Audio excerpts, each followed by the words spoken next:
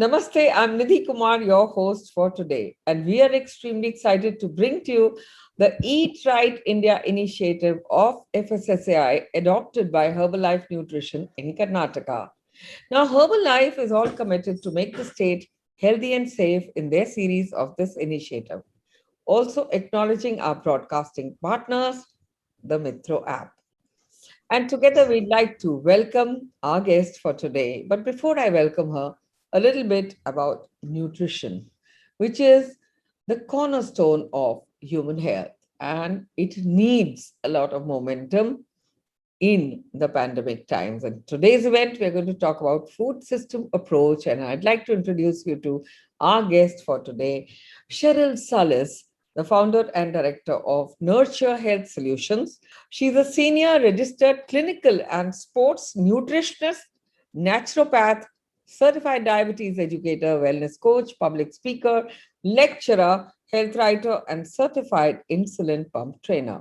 She's actively involved in academics, being associated as a faculty and as a research guide to various educational institutions and healthcare professionals.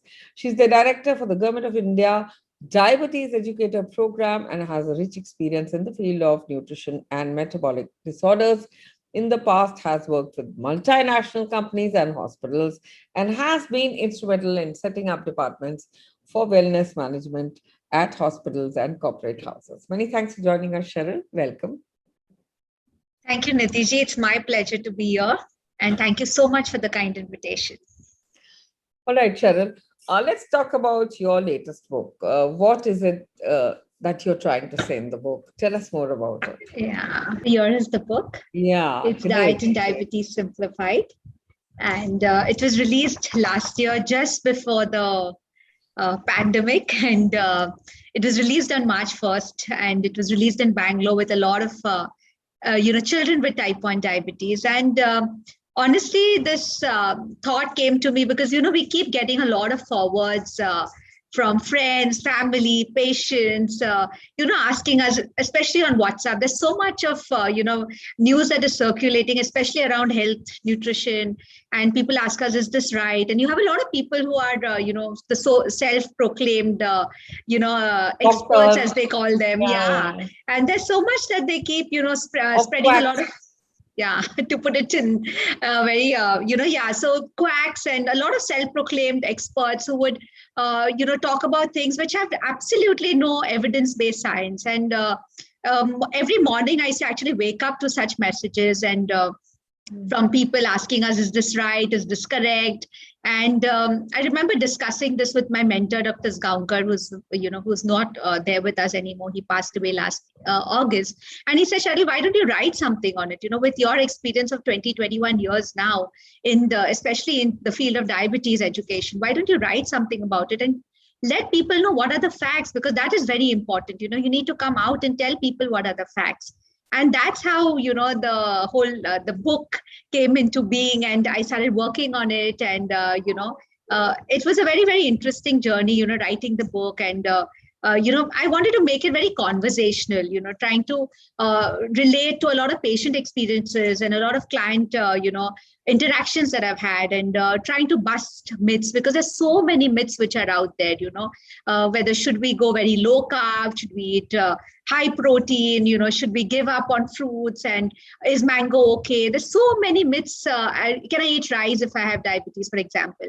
So I thought, let me address that, and reach a larger audience, because I can at least answer my patients and people whom I interact with, but it had to really go. And we needed to have something very Indian, because there's a lot of books which are there, but they're not really Indianized. They're all Western. And, our Indian food habits are so different. Whether, even if you look at the country, we're so diverse. North eats so differently to West, to East, to South. It's so different and varied. And therefore, trying to address that kind of variation in terms of diet and, what people can eat. Was my endeavor through this book, and I'm glad that it's received a phenomenal response.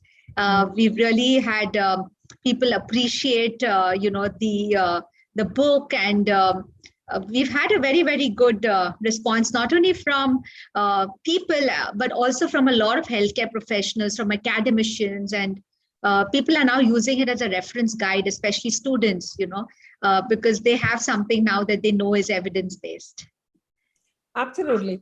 So, how important, Cheryl, according to you, is nutrition to India now? Because with this pandemic and news of other pandemics that may follow in the near future, what do you feel that you have to say about health and nutrition, especially in these times? I think the only positive outcome I see of this pandemic is that people now know that they can't take their health for granted.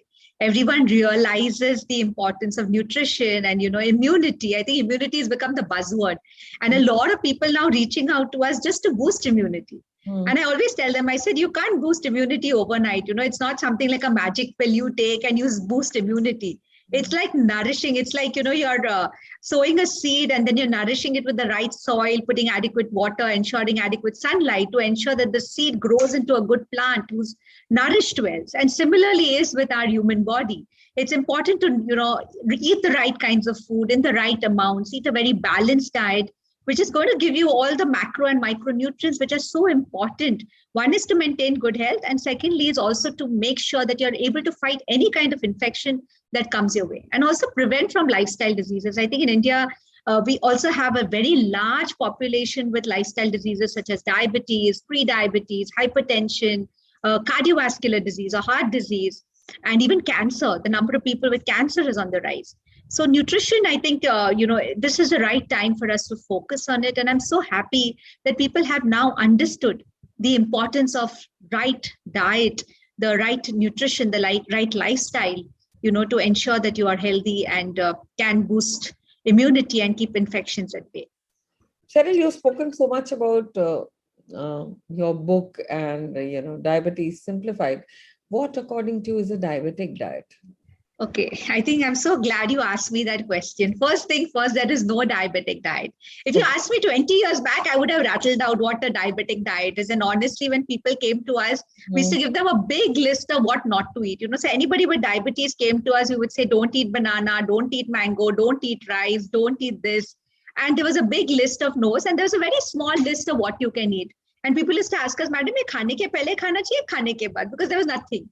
And they used to go very depressed. They used to go back very depressed and dejected and never come back to us. So no follow-ups. You never got to see that person because they never followed it also. But today, I think thanks to nutrition science advancing, there's so much of research that is happening, so much of advancement in the field of nutrition science, that now even we've come to understand that. And also that, people are getting diagnosed much earlier. Like I remember again, 20 years back when I started my practice, people were getting diagnosed after the age of 60, 65 with diabetes. But today we are hearing young kids. In fact, the pandemic, that is another challenge that we are facing, because children are not going down to play. The kind of food that they're eating is becoming extremely unhealthy. No parks, no schools, and they are only on their devices, either screen time because of school, or then, they are on their video games or on their gadgets. And if the parents are working, then junk food. Absolutely. It's a huge challenge. And the kind of food that they're eating, also that the mothers were home and everybody donned their chef caps and started baking. The banana bread was the most popular thing that was made during the lockdown, and, restaurant style cooking, etc. And kids have gained weight on an average of 5 to 10 kilos. And we've got so many kids now coming to us with type 2 diabetes, which was absolutely not seen some years ago. And therefore, we have to follow a diet, which is something you can sustain. I always tell people, when they ask me, can we do this and can we do that? I tell them, do something which has no expiry date. Yes, Cheryl, children are not going to parks to play. They're always on their, phone, either attending classes or ordering junk food. So what is this leading to? Type 2 diabetes, you said? Yes, absolutely. In fact, we are seeing a lot of kids. In fact, during the lockdown, we've seen more kids coming to us, because suddenly the kids have gained weight, 5 to 10 kilos weight. And a lot of kids, I would say, we would never see children with type 2 diabetes in the past. But today we are seeing children with type 2 diabetes. We're seeing an increasing incidence of polycystic ovary syndrome in girls today. Hypothyroidism is on the rise. And therefore, I think there is some link. We all know that there is a link between lifestyle and these conditions. And therefore, it's very important to eat a kind of a diet which is actually more balanced, but which you can sustain in the long run. So that is the most, I always say, keep it simple and sustainable, because that's the only way it will, last, and you will also be able to be healthy and, stay healthy lifelong. So people So are going for comfort eating, binging, because they have nothing better to do. Here I want to ask you, Cheryl. I have a few queries. Honey, jaggery, khand, जिसे हम बोलते हैं, brown sugar, is that better than sugar? What is I your? know that's another thing. In fact, come Diwali and everybody's gifting each other sugar-free sweets, and we're eating by the kilo because we think, oh, it's got jaggery or it's got honey or it's got just dry fruits. But let me, bust one myth here that all of it is the same. So whether you have jaggery, whether you have sugar, whether you have brown sugar, whether you have honey, all this is carbohydrates, and they're all simple carbohydrates. So they will all give you similar calories and the same amount of carbs, and therefore if you have too much of it is also not good for health. So that is something that you have to remember, and that's why I tell people, because sometimes what we see is when we say diet, they end up eating more because in their mind it is diet, and they will eat, like I've seen people buying these sugar-free cakes and then eating the entire cake, whereas it is with sugar, and you'll eat just a small piece because okay, that guilt is there. So therefore, it's very important, I think, to read food labels, to understand what is the source of ingredients, and whether it's got carbs. And it's not necessary that if it says it's sugar-free, it's going to be carb-free or fat-free or calorie-free. So it's very important to read labels. And that's why I have a chapter in my book only talking about reading food labels. Absolutely, it's very, very important. And FSSAI, as we speak, is labeling the food really well. Absolutely. I think And they're doing even a phenomenal job. fortification of food is very important. Local food is Absolutely. very important. Here, another question, Cheryl, ragi and oats porridge, better for people with diabetes or no? I think that's another very interesting question you've asked me. In fact, I just had, recently a South Indian lady who came to me because her glucose levels are very high, and she was fearing insulin. Anybody with diabetes, the moment you tell them they need insulin, they change the doctor because they think that means my leg is in the grave. And that's when she came to me, because she was already on a very high dose of all the other oral medications. And when I took her diet recall, because she said, I really don't eat anything, I don't know why my diabetes is so high or my glucose levels are so high. And when we took her diet recall, she's South Indian. So in the morning, she'll have like her idli, dosa, poha, upma, sevia. And mid-morning, she would have a bowl of ragi porridge. And then lunch would be her traditional South Indian lunch. Evening, again, she had started having oats porridge. And then it was a dinner. So if you looked at her diet, like through the day, she had actually increased her intake of carbohydrates and obviously calories as well. And she thought that ragi and oats is very good in diabetes, and that's why she started it. And her glucose levels went higher. Now, ragi is a millet which is really good. It has a lot of health benefits. But ragi also has a very high glycemic index. I mean, the sugar raising property of ragi is pretty high. And also what ragi you get in the market is usually the ragi sattva, which is got mixed with sugar. And when you have it as a porridge, it will shoot up the blood glucose levels. It will spike it up. Again, oats, you get different kinds of oats in the market, which people are not aware of. You get rolled oats, you get steel cut oats, and you get instant oats. So instant oats will instantly rise the blood glucose levels. I always tell people, be a little wary of these adjectives. So when it says sweetened or flavored or instant, so that means these are things that are going to increase your glucose levels. So you need to be a little watchful. And so perhaps have a fruit instead. Absolutely. Fruit and nuts would be good. And I think that is where I see people don't have it. In fact, when we take recalls of people's diets, there's no fruit in the diet. There's no nuts. And I'm like, why? No, we don't remember, or it's not a part of our diet. But that is a good thing, because that will give you so much of, one is it will give you the antioxidants, which are so important.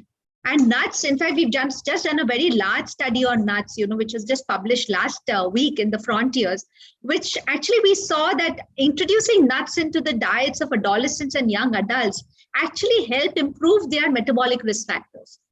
And there is a lot of evidence in terms of nuts and diabetes, nuts and cardiovascular disease. And a handful of nuts, it could be almonds, it could be walnuts, it could be pistachios. And it gives you kind of energy to run your day. It's better than eating. Like, people don't have the nuts, but they'll have a samosa. But a samosa would give you 300 calories, whereas nuts, if you have it in portioned amounts, it'll give you 100 calories and instant energy low in carbs, good micronutrient profile, and very good, especially in today's times when we're talking about immunity boosting. So, more color on your plate and more nuts is actually very good. So, even when we're placing our food in our plate or we're planning the menu, it has to be planned in such a way that there's a lot of color. So introduce more colored fruits and vegetables, and we have in abundance. Raspberries, any kind of berries, whatever berries. amla, any of these. Amla is having the highest vitamin C content. People are having orange juice, and that's again, they remove the fiber, they strain off the fiber, and they'll make an orange juice which will have at least 5 to 6 oranges, and then they'll add sugar to it. And they think that that's going to boost immunity. But amla is such an easily available fruit, which has got so much of vitamin C. It's in fact got the highest amount. 25 paise ya 50 Absolutely. paise ka amla hota hai. And we are all looking for exotic stuff coming from the Western world and making them the superfoods. But that's what I say, just look at your own kitchen and look at what your grandmothers ate. Obviously, you have to look at how much they ate because they spent a lot of calories. In fact, I have memories of my grandmother getting up in the morning and, grinding atta in that grinding stone. That itself was great workout. They didn't have servants. They used to do the sweeping, sobbing, everything. And today we have the mixer, we have the grinder, you have an automatic grinder, you have maids. So everything is, there, and then you're not exercising. Yeah. Absolutely. You spoke about artificial sweeteners. Tell us also about choosing good cooking oils because they're very important. Yeah, so cooking oils again, I think there's so much of confusion out there, and people I know who will use olive oil and use 15 kilos of olive oil because they think olive oil mein to calories nahi hote hain. I have chefs who come to me, from these 5 stars, and they say that some people demand that the puris are fried in olive oil, for their functions. But if I tell you about olive oil also, there are different kinds of olive oil. So you have extra virgin, you have virgin, and you have light and pomace olive oil. So the light and pomace can be used for Indian cooking, but the extra virgin olive oil has a low smoke point. So the moment you use it in our Indian style of cooking, where we cook food on high flame, it actually becomes more harmful. And that's why there's a section in my book on oils and fats that I've actually talked about olive oil as well. Like North India, they use mustard oil. So that's a good oil to use because you get the good fats from that. East India uses mustard oil, groundnut oil, your rice bran oil. So whatever oil you use, the bottom line is you have to use it in moderation because all oils give you the same calories. And a lot of people ask us, can we have ghee? So yes, ghee in your saturated fat budget, you can't have tons of ghee. You still need to use it in moderation. So if you're having 4 spoons of oil, in that 1 teaspoon can be your ghee, or down south, it can be coconut oil because this is your saturated fat. Absolutely. Now I want to ask you, Sheryl, methi, cinnamon, apple cider, vinegar, helpful to the person with diabetes, even potato, mango. How do you grade all of this for diabetes? Yeah, so I think in diabetes, there's so much of no's, and that's why people get in fact, the moment anybody comes to know that they've got diabetes, it's like, it's the most, I would say, it will be the day when they're very sad because they are so upset because it's all about food. They feel, oh my God, I can't eat this and I can't eat that because that's what they, assume.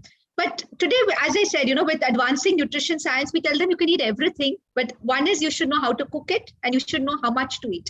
So it's what you eat, yes, but it's how much you're eating. So when it comes to rice, use unpolished rice, use parboiled rice, use brown rice. And in fact, there's something called as resistance. Or even strain the water out and then... Absolutely, you can do that. Or even, there's something called as resistant starch.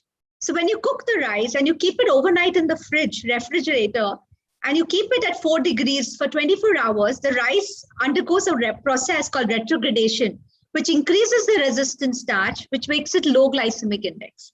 So that is great. Your parboiled rice. In fact, there's a rice which is called as lalat rice, which is supposed to have a low GI. And, if you remember, our grandmothers always used to look for old rice or aged rice. And that is why, because that has a low glycemic index. In fact, that has a low sugar raising property. So much to learn. So much. So I always tell people, go back, our traditional Indian food has so much of wisdom and so much of nutrition science, even without them studying it. So that's great. Even a potato, eat a potato, but we consider a potato as a vegetable. So if you ask somebody, kya khaya?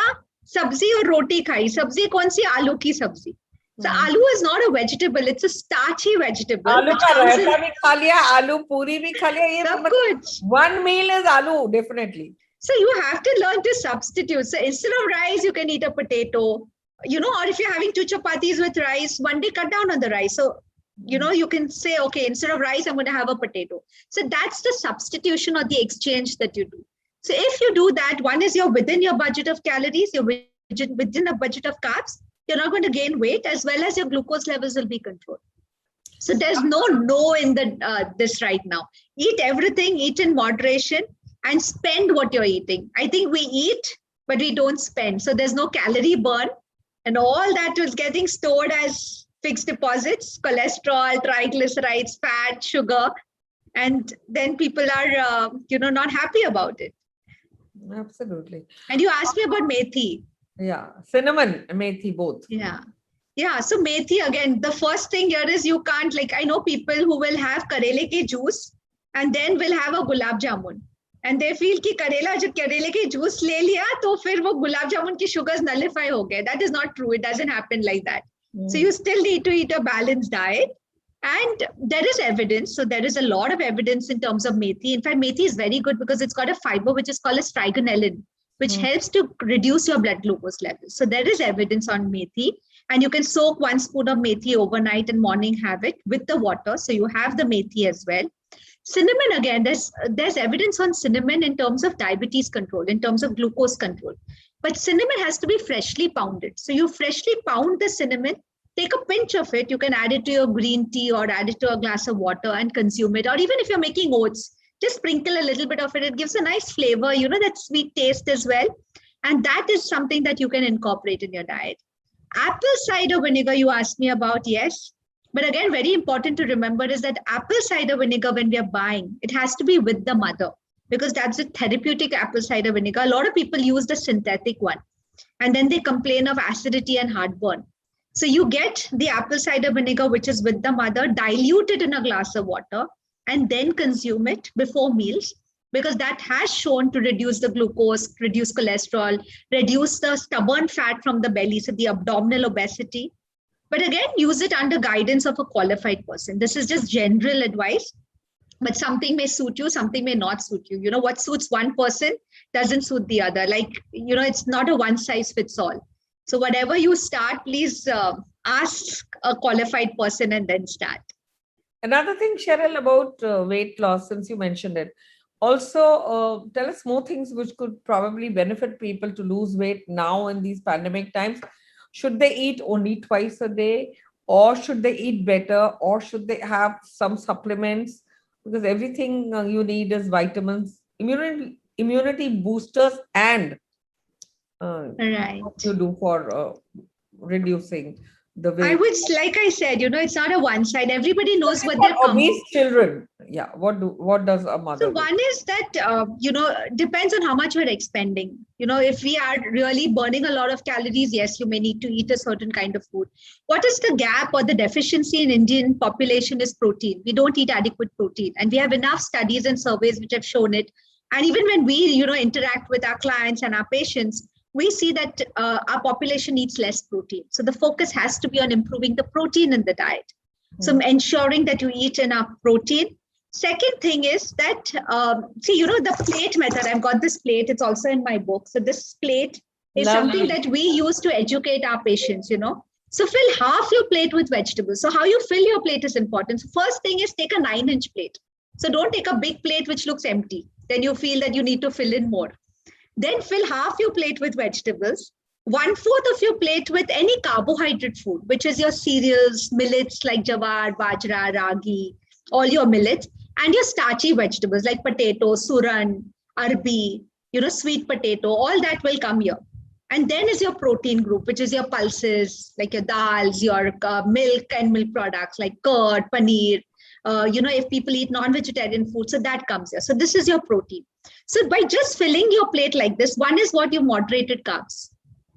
आप जो पूरा plate carb से भरोगे, यहाँ पे आपने कम कर दिया. आपने आधी vegetables लिया and may take more colored vegetables, more green, and we have so many. You have beetroot, you have carrot, you have your green vegetables, so all that. And 1/4 of your plate should be protein sources. That way, you assure that you are eating protein. Otherwise, typically people will eat just roti sabzi. There's no protein. So very important. If you do this, you've actually reduced the amount of carbs. You've improved What the about amount the of protein, salad the taste? fiber. Yeah.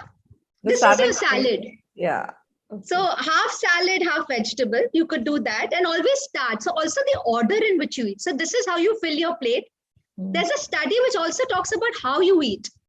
So instead of first putting that morsel of chapati or the morsel of rice in your mouth, you first have the vegetable, you have the protein. So if there is curd, or there is maybe a piece of egg, or there is a piece of paneer, or there is dal, you have that first with some vegetable, and then you have the remaining food.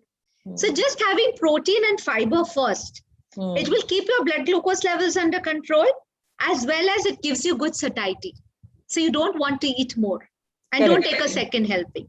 And drink 2 glasses of water, maybe 10-15 minutes before the meal, because that will go and suppress the hunger hormones which induce hunger. Absolutely. And on that note, many thanks for joining us today, Sheryl, sharing your valuable time with us. A special shout out to FSSAI, Eat Right Foundation, and Herbal Life Nutrition in supporting us in this endeavor to ensure people have access to affordable, healthy, and sustainable nutrition and recover from the pandemic and build resilience in the future. Thank you so much, Sheryl.